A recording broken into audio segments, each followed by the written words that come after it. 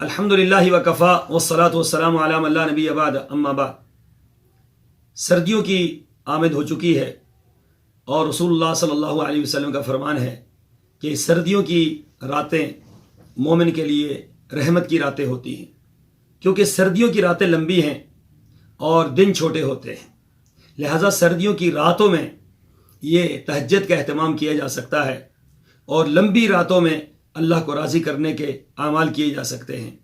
اور دن چھوٹا ہوتا ہے، دن ٹھنڈا ہوتا ہے، اس لیے دن کو روزے آرام سے رکھے جا سکتے ہیں۔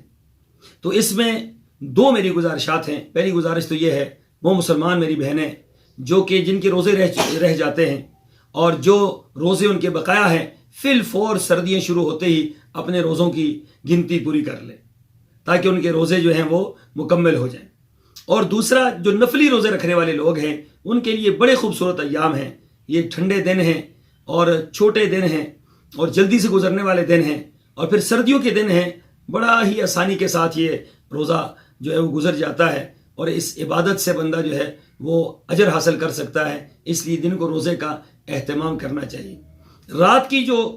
نماز ہے، راتیں لمبی ہیں اور اتنی لمبی راتیں ہیں، رات کو جلدی سونے کا اہتمام کریں، عشاء کے فوراً بعد سوئیں، تو لامحال عشاء کے فوراً بعد آپ سوئیں گے تو آپ سحری کے ٹائم آسانی سے اٹھ سکتے ہیں اور سحری میں اللہ کو راضی کر سکتے ہیں، قرآن کی تلاوت ہو سکتی ہے اور تہجد کی نماز ہو سکتی ہے، ذکر و اذکار ہو سکتے ہیں یا اور عبادات کا اہتمام ہو سکتا ہے۔ سردیاں مومن کے لیے رحمت ہیں اور ان سردیوں سے ہمیں فائدہ اٹھانا چاہیے۔ گرمیاں اس کے دن لمبے ہوتے ہیں، راتیں چھوٹی ہوتی ہیں، اس لیے نیند پوری نہیں ہوتی، جس کی بنا پر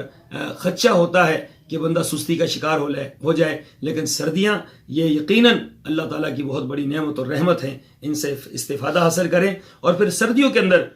اللہ تعالیٰ نے خاص رحمت یہ کی ہے کہ آپ جرابیں پہن لیں،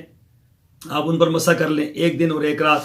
5 نمازیں آپ جرابیں پہن لیں، اور جرابیں تھوڑی سی موٹی ہونی چاہیے کہ جس کے اوپر آپ مسح کر لیں، اور اہتمام یہ کریں کہ آپ کی جرابیں صاف ستھری ہوں، آپ کی جراب میں کسی قسم کی کوئی گندگی نہ لگے، اور اس پر اہتمام یہ کریں کہ جب واش روم کی طرف جائیں تو جراب جب پہنے ہوں آپ نے تو واش روم کے اندر جاتے ہوئے آپ جوتے پہن کر جائیں، کیونکہ جوتوں سے یہ ہوگا کہ ان جرابوں کے خراب ہونے کا خدشہ نہیں ہوگا۔ اگر آپ کسی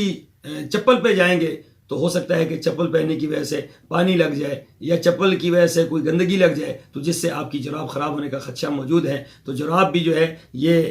اس سردیوں کی اللہ کی بہت بڑی نعمت ہے کہ آپ جراب پہن لیں، یا آپ چمڑے کا جو ہے وہ پہن لیں، تو اس سے بھی بہت زیادہ آسانی آپ کے لیے ہو سکتی ہے۔ تو عبادت، سردیوں کی عبادت یقیناً بہت خوبصورت عبادت ہے۔ اللہ تعالیٰ مجھے اور آپ کو اس پر عمل پیرا ہونے کی توفیق عطا فرمائے۔ وآخر دعوانا الحمدللہ رب العالمین۔